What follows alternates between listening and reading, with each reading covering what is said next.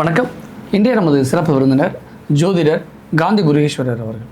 வணக்கம் சார். வணக்கம். சமீப காலமாக நிறைய திருமணங்கள் தோல்வியில் முடியுது. ஜோதிட ரீதியான காரணங்கள்லாம் சில ஜோதிடர்கள் சொல்கிறாங்க. உங்களுடைய பார்வையில் ஜோதிட ரீதியாக என்னென்ன காரணங்கள், ஏன் திருமணம் தோல்வியை சந்திக்குது, ஏன் பிரிவு ஏற்படுது? திருமணம் அப்படிங்கிறதே நடக்கிறதுக்கு ஒரு போராட்டமான சூழ்நிலைகள் இன்றைய கால சூழ்நிலைகளில் அது ஏற்பட்டுக்கிட்டு வருது. குறிப்பாக பார்த்திங்கன்னா இப்போ தான் கடந்த ஒரு 2 வருடங்களாக கூடுதலாகிடுச்சு. அது காரணம் எப்பயுமே ஜாதகத்தில் அந்த 7ஆம் இடம் அப்படிங்கிற ஸ்தானம் கெட்டு போயிருக்கணும். இது யாராக இருந்தாலும் சரி, உயர் பதவியில் இருந்தாலும் சரி, சாதாரண குடிமகனாக இருந்தாலும் 7ஆம் இடம் அப்படிங்கிற இடம் கெட்டு போச்சு, வலுவிழந்து போச்சுன்னா திருமணம் ஆகாத சூழ்நிலைகளை சிலருக்கு கொடுத்துருக்கு. சிலருக்கு திருமணத்தில் பாதிப்பை அது கண்டிப்பாக கொடுக்கும். அந்த களத்திர ஸ்தானம் சொல்லக்கூடிய திருமணம்க்குரிய கிரகமான சுக்கிரன் அது ஜாதகத்தில் பாதிப்படையக்கூடாது. ஒரு கிரகம் நீசம் பெற்றுச்சு அப்படின்னா அதோட பலன் பலவீனமாயிடுச்சுன்னு அர்த்தம். ஒரு சுக்கிரனுங்கிறது களத்திர கிரகம் ஆண்களுக்கு. சுக்கிரன் நீசம் பெற்றுட்டால் கண்டிப்பாக திருமண வாழ்க்கை நிம்மதி இல்லை அப்படிங்கிறத நம்ம பேசிக்காக வச்சுக்கலாம். அதே மாதிரி பெண்களுக்கு செவ்வாய் நீசம் ஆயிடுச்சு அப்படின்னா அவங்களுக்கு செவ்வாய் பலம் இழந்துருச்சு, கணவர் ஸ்தானம் கெட்டு போச்சுன்னு அர்த்தம் ஃபஸ்ட்டு. அடுத்து பார்த்திங்கன்னா சிலருக்கு இல்லைங்க, எனக்கு அதெல்லாம் நீசமாக இருந்தாலும் நான் நல்லா தான் இருக்கேன் அப்படின்னு சொல்லுவாங்க. அப்போ அவங்களுக்கு குரு பார்வையோ சுபகிரகங்களோட பார்வையோ அந்த கிரகங்களோட இணைஞ்சிருக்கும் அல்லது அதை பார்வை செஞ்சுருக்கும். அதனால் அவங்க அந்த திருமண வாழ்க்கையில் அந்த பிரச்சனையாக இருந்துக்கிட்டே ஓட்டிடுவாங்க, டைவர்ஸ் ஆகாமல் பார்த்துக்குவாங்க. அதே மாதிரி 7ஆம் இடத்துல பாவ கிரகங்கள் இருந்தால் திருமண தாமதத்தையும் திருமண வாழ்க்கையில் இல்வாழ்க்கையில் மகிழ்ச்சி இல்லாமல் இருக்கிறதையும் அது ஏற்படுத்தும். 7ஆம் அதிபதி அப்படின்னு சொல்லக்கூடிய கிரகம் செவ்வாய் சனி அப்படின்னு சொல்லக்கூடிய பாவ கிரகங்கள் பார்க்கப்பட்டால் அல்லது சேர்ந்து இருந்தால் 7ஆம் இடத்துலையோ அல்லது 7ஆம் அதிபதியோடைய அந்த கிரகங்கள் சேர்ந்து இருந்தால் கண்டிப்பாக அந்த திருமண வாழ்க்கையை அது கண்டிப்பாக கெடுத்துரும். அப்போ அவங்க திருமணம் தாண்டிய உறவுக்கு அவங்க போக வேண்டியிருக்கு. சிலருக்கு குரு பார்வை இருந்துச்சுன்னா அவங்க 2வது திருமணமே செஞ்சுக்கிறாங்க. இல்லாதவங்களுக்கு கணவர் இறந்துருவார் அல்லது கணவரை பிரிஞ்சு இருக்கக்கூடிய சூழ்நிலைகள் ஏற்படுத்தும் இந்த செவ்வாய். ஏன் நம்ம பெண்களை நம்ம ஃபோக்கஸ் பண்ணுறோம் அப்படின்னா அது செவ்வாய் அப்படிங்கிற களத்திரக்காரகன் பெண்களுக்கு.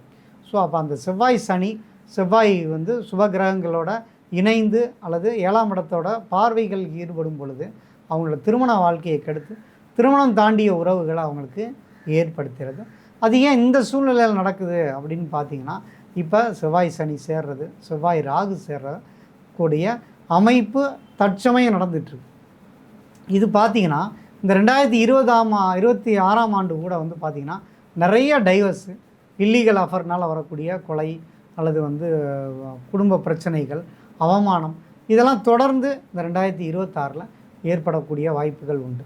நீங்கள் பார்த்தீங்கன்னா குழந்தை இல்லாதனால ஒரு பாதிப்பு அல்லது குடிகாரனை கல்யாணம் பண்ணிவிட்டு அதுலேருந்து வெளியில் வரக்கூடிய அமைப்பு. ஏன்னா எல்லாருக்குமே தெரியும், ஒரு மாப்பிள்ளை பார்க்குறோம், ஒரு பொண்ணு பார்க்குறோம் அப்படின்னா கண்டிப்பாக விசாரித்து தானே கல்யாணம் பண்ணுறாங்க. ஒரு ஜோசியரை பார்க்குறாங்க, ஜோசியர்கிட்ட பொருத்தம் பார்க்குறாங்க, அதே மாதிரி நம்ம பொண்ணு கொடுக்குற இடத்தையும் விசாரித்து தான் கொடுக்குறாங்க. அப்படி இருந்துமே திருமணத்துக்கு பிறகு தான் நிறைய பேருக்கு இந்த பாதிப்புகளை கொடுத்துருது. அதற்கான இந்த கிரக அமைப்புகள் ஜாதகத்தில் இருந்தாலே அது மேலும் மேலும் பிரச்சனைகளை கண்டிப்பாக கொடுத்துக்கிட்டே வருது. ஓகே, அப்போ இது எப்போ சரியாகும்னு ஒரு கேள்வி இருக்குல்ல. இப்போ திருமணமானவர்கள் அதிகமாக பிரிஞ்சுக்கிட்டே இருக்காங்க அப்படின்னா இந்த கிரக நிலைகள் எப்போ நார்மலைஸ் ஆகும், சரியாகும்? எந்த வருஷத்துக்கு பிறகு கல்யாணம் பண்ணால் அல்லது எந்த தேதியில் அல்லது எந்த மாதத்துலங்கிற மாதிரியான கேள்விகள் இருக்குல்ல. நீங்கள் அடுத்த சனிப்பெயர்ச்சி வருது, இந்த சனிப்பெயர்ச்சி ஆயிடுச்சு, அடுத்த சனிப்பெயர்ச்சிங்கிறது மேசத்துக்கு சனி போகும். அது எந்த மாதம்? அது அடுத்த வருடம் 2027 அந்த வாக்கிய பஞ்சாங்கப்படி அது மாறுது. அது ஜூனுக்கு மேலே மாறுது. அதே மாதிரி 28 தான் அது அடுத்த சனிப்பெயர்ச்சிங்க வரும். அது உங்களுக்கு சின்ன மாற்றத்தை தான் அது ஏற்படுத்தும். இருந்தாலும் அதுக்கடுத்து வரக்கூடிய 2 வருஷம் இருக்கு இல்லையா, 2029, 30 இந்த காலகட்டங்கள் வரைக்குமே பார்த்திங்கன்னா இந்த குடும்ப ரீதியான அதிகமான டைவர்ஸும் அதிகமான பிரச்சனைகளுமே தொடர்ந்து ஏற்படக்கூடிய சூழ்நிலைகள் தான் கோச்சாரப்படி அமைப்பு இருக்குது. ஏன்னா எப்பயுமே ஒரு ஜென்ரேஷன் நல்லா இருந்திருக்கும், அவங்கெல்லாம் நமக்கு நம்ம தாத்தா பாட்டி ஒரு வாழ்வியலில் இருந்தாங்க. டைவர்ஸுங்கிறது தெரியாத ஒரு 30 வருஷத்துக்கு முன்னாடி அதை ஒரு அவமானமோ அது செய்யக்கூடாதுங்கிற அளவில் இருந்தாங்க.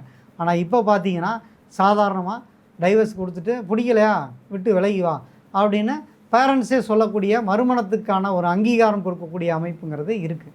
இது எது வரைக்கும் வரும் அப்படின்னு பார்த்தீங்கன்னா 2030-31 வரைக்குமே இந்த சனிப்பெயர்ச்சி, வரக்கூடிய சனிப்பெயர்ச்சி போய் அடுத்த சனிப்பெயர்ச்சி, ரிஷபத்துக்கு சனி பெயர்ச்சி ஆகும் பொழுது தான் இது வந்து ஒரு பெரிய முடிவுக்கு வரக்கூடிய அமைப்புங்கிறத அது ஏற்படுத்தும்.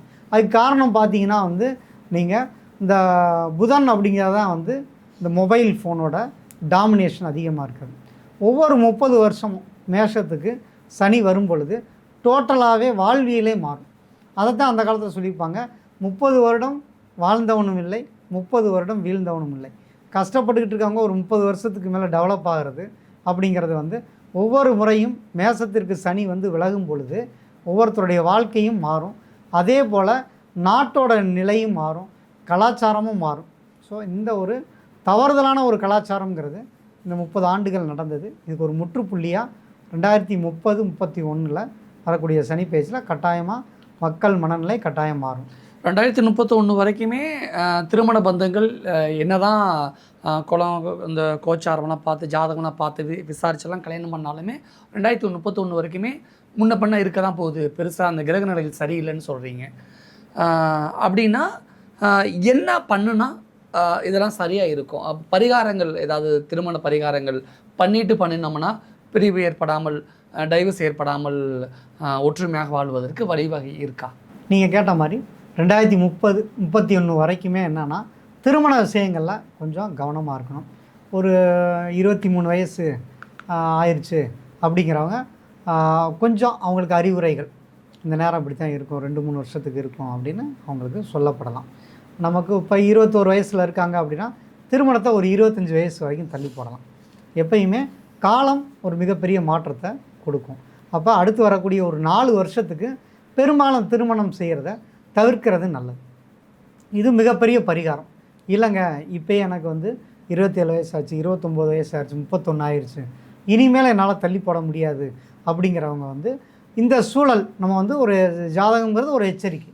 ஸோ இந்த சூழ்நிலையில் அவங்களுக்கு ஏற்ற ஒரு அவங்க வயதிற்கு ஒத்து வரக்கூடிய திருமணத்தை பண்ணிக்கிறது நல்லது. அதாவது என்ன சொல்கிறேன்னா, ஒரு ஏஜ் டிஃப்ரென்ஸில் பெரிய வித்தியாசத்தோட திருமணத்தை அவாய்ட் பண்ணணும். அது வந்து ஏன் அப்படி சொல்கிறோன்னா, சனிங்கிறது வந்து ஒரு முதிர்வான ஒரு திருமணத்தை கொடுக்கும். அப்போ யாருக்கெல்லாம் வந்து இதாக இருக்கோ அவங்களுக்கெல்லாம் தாமதமாக தான் திருமணம் நடக்கும். அவங்க செவ்வாயின்னு ஒரு வீரியமிக்க அவங்கள வந்து திருமணம் செய்யக்கூடாது. அப்போ இந்த செவ்வாதோஷம் நாகதோஷம் இருக்கிறத ரொம்ப கவனமாக பார்த்து கரெக்டான ஒரு குருபலம் இருக்கிற அவங்க சுய ஜாதகத்துக்கு எப்படி இருக்கோ அதுக்கு ஏற்றபடி பார்த்து அவங்க திருமணம் பண்ணிக்கிட்டாங்கன்னா கொஞ்சம் தள்ளி போட்டுக்கலாம்.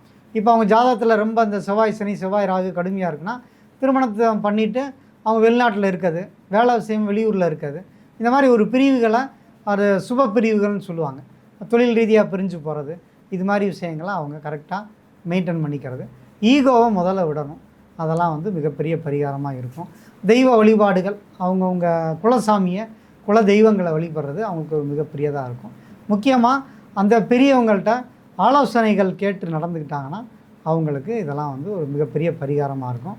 கொஞ்சம் வெயிட் பண்ணால் நல்லது. ஏன்னா மேச வீடுங்கிறது வந்து குடும்ப தலைவன், நாட்டோட தலைவன், அல்லது வந்து மேசங்கிறத காலப்புருஷத்துவத்துக்கு முதன்மையானது. ஸோ அந்த இடத்துல சனி வந்து விலகும் பொழுது திருமணம் பண்ணிக்கிட்டால் ரொம்ப சிறப்பாக இருக்கும்.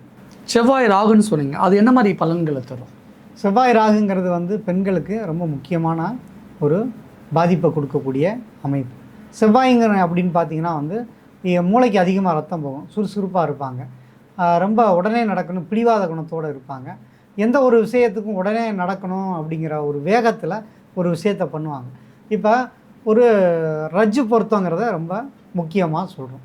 அப்போ இந்த ரஜ்ஜு பொருத்தம் இல்லாதவங்கள திருமணம் பண்ண வேணாம் அப்படின்னு நாங்கள் பொதுவாக சொல்லிகிட்டு இருந்தோம். ஆனால் என்னென்னா மக்கள் வந்து நல்ல வரனாக இருக்குது, நாங்கள் அதை மிஸ் பண்ணக்கூடாது அப்படின்னு சொல்லிவிட்டு இன்னொரு ஜோசியரை போய் பார்க்குறாங்க. அப்போ அவங்க சொல்கிறாங்க, யாருங்க சொன்னால் ரஜ்ஜு பொருத்தம்லாம் இல்லாமல் வாழாமையாக இருக்காங்க, லவ் பண்ணவங்களாம் கல்யாணம் பண்ணாமல் இருக்காங்களா, வேறு மதத்தை சேர்ந்தவங்களாம் பொருத்தம் பார்க்காம கல்யாணம் பண்ணுறாங்க, அவங்களாம் நல்லா இல்லையா, நீங்கள் வந்து ரஜ்ஜு பொருத்தம் இல்லைனாலும் கல்யாணம் பண்ணலாம். இப்போ வந்து அதெல்லாம் அந்த 10 பொருத்தங்கிறது வந்து ஹம்பக்கு, அது வந்து ஒரு குப்பை அப்படிலாம் பெரிய பெரிய ஜோதிடர்கள்லாம் அப்படியெல்லாம் அவங்களா பேசிக்கிறாங்க. அது வந்து தவறான அணுகுமுறை. நான் வந்து ஒரு 25 வருஷத்துக்கு முன்னாடியே 10 பொருத்தம் மட்டும் பார்க்கக்கூடாது, மேற்கொண்டு கட்ட பொருத்தத்தையும் பார்க்கணும் அப்படிங்கிறத நான் வந்து முன்னாடியே நம்ம எழுதிட்டு வந்தோம். அன்னைக்கு வந்து மீடியா வந்து இது தானே, அந்த எழுத்து தான். அப்போ அதுலேயே நம்ம தெளிவுபடுத்தியிருக்கோம். அப்போ ஒரு ஜாதகம் பார்க்குறதுக்கு ஒரு பொறுப்புணர்ச்சி வேணும். ஜோதிடர்களுக்கும் சரி, வந்த கிளைண்ட்டுகளுக்கும் அந்த பொறுப்பு. நல்லா வரன் இருக்குது, அதை மிஸ் பண்ணக்கூடாதுன்னு அவங்கள ஜோதிடர்களை குழப்பாமல் நீங்கள் வந்து அதுக்கான ரீசன் கேட்கணும். அப்போ இந்த ரஜ்ஜு பொருத்தங்கிறது என்னென்னா மாங்கல்ய பொருத்தம் அப்படின்னு சொல்கிறாங்க. 8ஆம் இடம் அப்படின்னு சொல்லக்கூடியதான் மாங்கல்ய ஸ்தானம் பெண்களுக்கு. அதே இது பார்த்திங்கன்னா அது கணவரோட 2ஆம் இடம் சொல்லக்கூடிய பொருளாதார நிலையும் அது குறிக்கக்கூடியது. 8ஆம் இடம்ங்கிறது மரணத்தை குறிக்கக்கூடியது, அவமானத்தை குறிக்கக்கூடியது. அப்போ அந்த 8ஆம் இடத்தை வச்சு தான் மொத்தம் வாழ்வியலையுமே நம்ம அந்த வாழ்க்கை எப்படி இருக்குன்னு சொல்லக்கூடிய அமைப்பு அதில் தான் இருக்குது. அப்போ அந்த 8ஆம் இடத்தை நம்ம கவனத்தோடு பார்க்கணும். ரஜ்ஜு பொருத்தத்தை பார்க்கணும். ரஜ்ஜு பொருத்தங்கிறது இல்லாமல் திருமணம் பண்ணால் மரணம் வந்துடுது. 1 2 பேர்த்தில் ஒருத்தர் இறந்துடுறாங்க, இல்லைனா பொருளாதாரத்தில் பெரிய அடி வாங்கிடுறாங்க. அப்போ குடும்ப வாழ்க்கை கெட்டு போயிடும். பணம் இல்லை அப்படின்னாவே சண்டை சச்சரவு வந்துடுது, ஈஸியாக போயிடும். இல்லைனா சிலரை நோயாளி ஆக்கிறது, ஒரு குடிகாரனை ஆக்கிறது.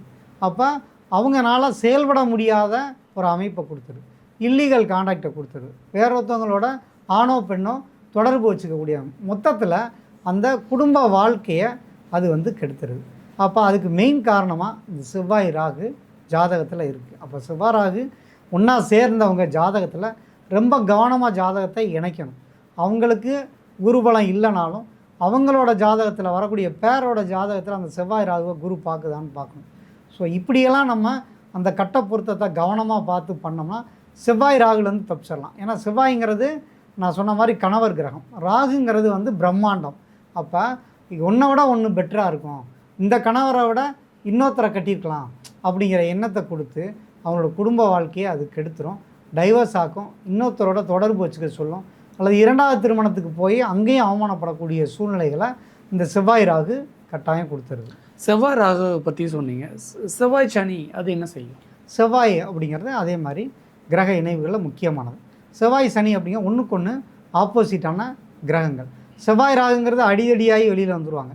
செவ்வாய் சனிங்கிறது கொஞ்சம் மென்மையாக விலகி வந்துடும், உனக்கு எனக்கு ஒத்து இல்லை நான் விலகிக்கிறேன் அப்படின்னு சொல்லக்கூடிய அமைப்பை அது கொடுத்துரும். ஒரு திருட்டுத்தனமான ஒரு வாழ்க்கை, முறையற்ற வாழ்க்கை, அது திருமணம் பண்ணியிருப்பாங்க, டைவர்ஸும் கொடுக்க மாட்டாங்க, அதே நேரத்தில் வேற ஒருத்தவங்களோட தொடர்பு வச்சுக்குவாங்க. அது யாருக்குன்னு பார்த்தீங்கன்னா இந்த செவ்வாய் சனி அமைப்பு தான் அவங்களுக்கு அது இருக்குது. அப்போ அது மாதிரியான ஒரு ஜாதகம் பொருத்தத்துக்கு வருது அப்படின்னா நம்ம முன்னாடியே பார்த்து, இப்போ செவ்வாய் சனியை பார்க்குது, சனி செவ்வாயை பார்க்குது, அல்லது செவ்வாய் சனி சேர்ந்துருக்கு அப்படின்னா அந்த ஜாதகத்தை அவாய்ட் பண்ணிக்கிறது நல்லது. ஆனால் நமக்கு இந்த கெட்ட நேரம் இருந்துச்சு அப்படின்னா கரெக்டாக நம்ம திருமணத்தை பண்ணி, யாருங்க சொன்னால் அதெல்லாம் வந்து பண்ணிக்கலாம். செவ்வாய்ங்கிறது மங்களக்காரகன், சனிங்கிறது வந்து உங்களுக்கு அதிகமாக அள்ளி கொடுப்பாரு. இப்போ என்ன ஆயிடுச்சுன்னா செவ்வாய் ராகு செவ்வாய் சனி சேர்ந்தால் அவங்கெல்லாம் வந்து கோடீஸ்வரர் ஆயிடுவாங்க, அவங்களுக்கு வந்து ஒரு தோல்வி ஃபஸ்ட்டு ஏற்படும், அதுக்கப்புறம் அவங்க மிக பிரம்மாண்டமான வெற்றி அடைவாங்க அப்படிங்கிறதெல்லாம் நான் பார்க்குறேன். அது எதுக்காக சொல்கிறாங்கன்னா ஒரு ஆறுதலுக்காக சொல்கிறாங்க. நீங்கள் வந்து கவலைப்படாதீங்க, நீங்கள் வருத்தப்படாமல் இருங்க, உங்களுக்கு பின்னாடி ஒரு எதிர்காலம் இருக்குது அப்படின்னு சொல்கிறாங்க. ஆனால் நம்மளோட ஜாதகம் சொல்கிற முறை அப்படி இல்லை. உங்களுக்கு சரியில்லை அப்படின்னா வெயிட் பண்ணுங்கள் திருமணத்துக்கு. அப்போ உங்களுக்கு ஒரு பக்குவம் வரட்டும். 31 வயசுக்கு மேலே திருமணம் பண்ணிக்கிறது நல்லது. எனக்கு 31 வயசுக்கு யாருங்க பொண்ணு தருவானா? விதி இருக்குதுன்னா கட்டாயம் நமக்கு ஒரு கல்யாணம் குழந்தைன்னு இருக்குன்னா அது கட்டாயம் நடக்கும். அதனால் நம்ம வந்து ஒவ்வொன்றையும் நம்மளாக ஒரு டிசைட் பண்ணிக்கக்கூடாது. நமக்கு தள்ளி போகுதுன்னா இதை விட ஒரு நல்ல விஷயம் நடக்க போகுது அப்படிங்கிறத கண்டிப்பாக நம்பிக்கையோடு இருந்தோம்னா கண்டிப்பாக அது வந்து அவங்களுக்கு மாற்றத்தை கண்டிப்பாக கொடுக்கும். இந்த செவ்வாய் ராகு செவ்வாய் சனி சேர்ந்தவங்க ஜாதகத்தில் இருக்க அதை இணைக்கிறதே ஒரு நேரம் சரியில்லாதவங்க தான் அது மாதிரி ஆளுகளை கல்யாணம் பண்ணுவாங்க.